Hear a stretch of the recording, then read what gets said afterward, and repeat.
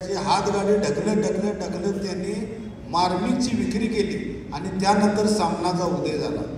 ठाकरे आशीर्वाद देतेला आणि त्या आशीर्वाद घेतानाचा जो डीपी आहे तोच डीपी त्यांचा. आणि वस्तूची व्याख्या अशी आहे की जोपर्यंत राजे आपण गडावर जात नाही तोपर्यंत आम्ही आमचा श्वास सोडणार नाही. ठिकाणी विचारलं पाहिजे महाराष्ट्र राज्यातील कानाकोपऱ्यातील की तुमच्या धमक आहे का हो. या 3 खानांना प्रश्न कधी तुम्ही विचारला का. त्यांच्या दारामध्ये तुम्ही कधी गेला का. अशाच नवनवीन अपडेट्ससाठी डिजिटल कोल्हापूर चॅनलला सबस्क्राइब करायला विसरू नका. आमच्या फेसबुक इन्स्टालाही नक्की फॉलो करा. नेते मंडळी पळून गेले पण शिवसेना जिथल्या तिथेच आहे आणि त्याला एकच कारण आहे. समोर उपस्थित असलेला आपला सर्वसामान्य परिवाराच्या कुटुंबात जन्मात झालेला शिवसैनिक ही वस्तुस्थिती. आणि याच वस्तुस्थितीमुळे शिवसेना पक्षाचा जो वटवृक्ष आहे तो वटवृक्षाच्या एका फांदीला देखील हात लावला नाही, लागू शकला नाही. आज इथं उपस्थित असणाऱ्या व्यासपीठावर सन्माननीय विनायकरावजी राऊत साहेब, सन्माननीय प्रभूसाहेब, बानोडे पाटील सर, आरूबाई यांचा एक बंधूंनो इतिहास आहे. गेली कित्येक वर्ष झाली स्वर्गीय हिंदू हृदय सम्राट बाळासाहेब ठाकरे यांच्या मार्गदर्शनाखाली यांच्या आधिपत्याखाली ते काम करत आले. ज्या कोकणामध्ये लढाई लढताना अगदी दैत्यासारखे आणि राक्षसी प्रवृत्तीसारखे असे ठासून उभारणारे जे राणे परिवार आहे त्या राणे परिवाराला अगदी तोडीस तोड उत्तर देऊन प्रामाणिकपणाने निष्ठेने जपून अर्थकारण न वापरता फक्त समाजकारण आणि समाज हिताचं ध्येय धोरण ठेवून सन्माननीय विनायकरावजी राऊत साहेब गेली कित्येक वर्षे लढा देतात. कित्येक वादळ आले. अगदी सिंधुदुर्गच्या समुद्र किनाऱ्यापासून ते मालवणच्या किनारपट्टीपर्यंत अतिशय प्रामाणिकपणे काम करून दाखवणारे आपले विनायकरावजी साहेब आज आपल्याला मार्गदर्शनासाठी राबले.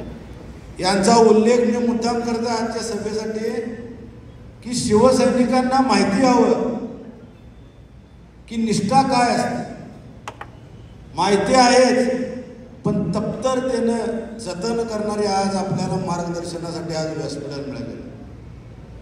ज्या काळामध्ये मार्मिक नावाचं साप्ताहिक निघायचं स्वर्गीय बाळासाहेब ठाकरेंच्या अगोदर मार्मिक नावाचं, तर त्या मार्मिक विक्री करायला बंदी असायची काँग्रेसच्या राजवटीत. पण विक्री करताना देखील अक्षरशः हातगाडीवरून ते पेपर विकले जायचे.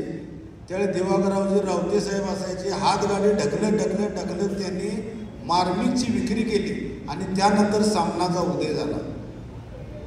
सन्मान्य आरूबाईजी दुधवडकर साहेबांचं देखील हेच. गेली कित्येक वर्ष झाले मी पदावर आहे. शहर प्रमुख म्हणून काम केलं तर जिल्हा प्रमुख निवड होईपर्यंत त्यांचा डीपी अजूनही त्यांनी बदललेला नाही. स्वर्गीय बाळासाहेब ठाकरे आशीर्वाद देतेला आणि त्या आशीर्वाद घेतानाचा जो डीपी आहे तोच डीपी त्यांचा. आणि वस्तुस्थिती आहे पण तुम्ही सत्यता आहे. सन्मान्य सुनील प्रभूजी साहेब ज्यावेळी पक्षामध्ये सन्मान्य संजय बाबा पवारांना उमेदवारी देण्यात आली राज्यसभेची, त्यावेळेला अतिशय चाणाक्ष पद्धतीनं चाणक्य नीतीनं चांगल्या पद्धतीनं भले पराभव झाला असेल पण पक्षासाठी जी धडपड होती पक्षनिष्ठा जी दाखवत होती त्या अनिल देसाई साहेब आणि सन्मान्य सुनील प्रभू साहेब अतिशय चांगल्या पद्धतीनं दाखवून दिली. ज्या महाराष्ट्र राज्यामध्ये ज्यांच्या व्याख्यानासाठी शेकडो युवक शेकडो शिवप्रेमी गोळा होतात त्यांना देखील कित्येक शेकडो ऑफर्स आल्या की बानोडे पाटील सर तुम्ही हे करा तुम्ही ते करा तुमच्यासाठी आम्ही काय काय करू सांगा. पण तरीही स्वतःची स्वामिनिष्ठपणा बाळगून ज्यांनी शेवटपर्यंत अखेरच्या श्वासापर्यंत खिंड लढवली ती खिंड लढवताना देखील ज्यांनी पराभव स्वीकारला नाही, ज्या खिंडीत पकडण्याचा प्रयत्न केला अशा सगळे विरोधकांना अतिशय प्रामाणिकपणे आपल्या व्याख्यानातून उत्तर देणारे आज बानोडे पाटील सर आपल्याला लाभले. हे आपल्याला 4 जे प्रमुख व्यासपीठावर आहेत व्यासपीठावर असणाऱ्या प्रमुखांची व्याख्याच अशी आहे की जोपर्यंत राजे आपण गडावर जात नाही तोपर्यंत आम्ही आमचा श्वास सोडणार नाही, हे असे आपल्याला प्रमुख म्हणून लागले. सर्व शिवसैनिकांना माझी विनंती राहील की अशा प्रामाणिक निष्ठेच्या आणि अस्मिता बाळगणारा आणि स्वाभिमान बाळगणारा आज आपला मेळावा, पण विरोधी दिशेने भाजप असेल, शिंदे शिवसेना असेल, यांच्या माध्यमातून चुकीच्या पद्धतीचं गलतान राज्यकारभार सुरू आहे. त्यांनी सुरुवातीच्या काळामध्ये हिंदू मुस्लिम द्वेष पसरून आमचा शिवसेनेला उद्धव बाळासाहेब ठाकरे या पक्षाला का विरोध किंवा शिवसेनेला का विरोध हे दिशाभूल करणारं राजकारण महाराष्ट्र राज्यामध्ये पेरण्यात आलं. मग त्यामध्ये हनुमान चालिसेचं वाचन करण्यात आलं. जे नवनीत राणा दाम्पत्य हनुमान चालिसा वाचत होतं ते आज हनुमान चालिसा कुठल्या कोपऱ्यामध्ये त्यांनी अगदी कचऱ्याच्या परिस्थितीमध्ये ठेवलं असेल. पण आज उपयोग झाल्यानंतर, सत्ता आल्यानंतर हनुमान चालिसा त्यांनी बाजूला ठेवली. बंधूंनो, ही वस्तुस्थिती भाजपची आपण नाकारू शकत नाही.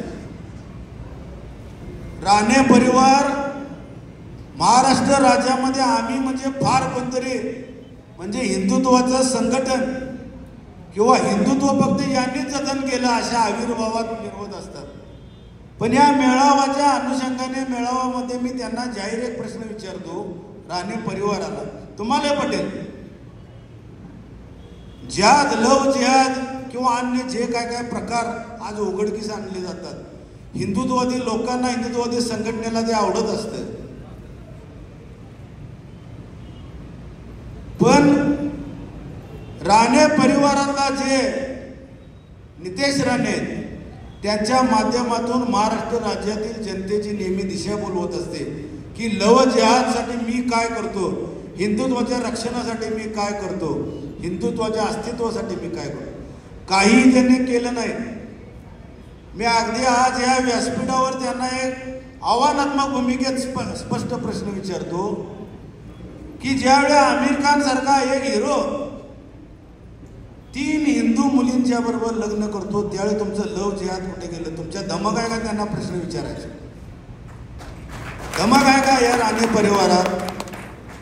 शाहरुख खान सारखा एक मुस्लिम ऍक्टर गौरी नावाच्या एका हिंदू स्त्रीशी लग्न करतो, त्याला तुम्ही वेठीस धरत नाही.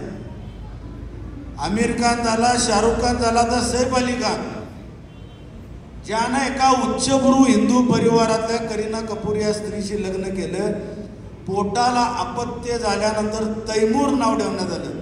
ज्या तैमूरानं हिंदूंना शिरफाड करत होता ते तैमूर नाव ठेवण्यात आलं. माझा प्रश्न बरोबर आहे का बघा. या नितेश राणेंना जाहीर व्यासपीठावर प्रत्येकाने विचारलं पाहिजे, प्रत्येक शिवसैनिकांनी विचारलं पाहिजे महाराष्ट्र राज्यातील कानाकोपऱ्यातील की तुमच्या धमक आहे का हो?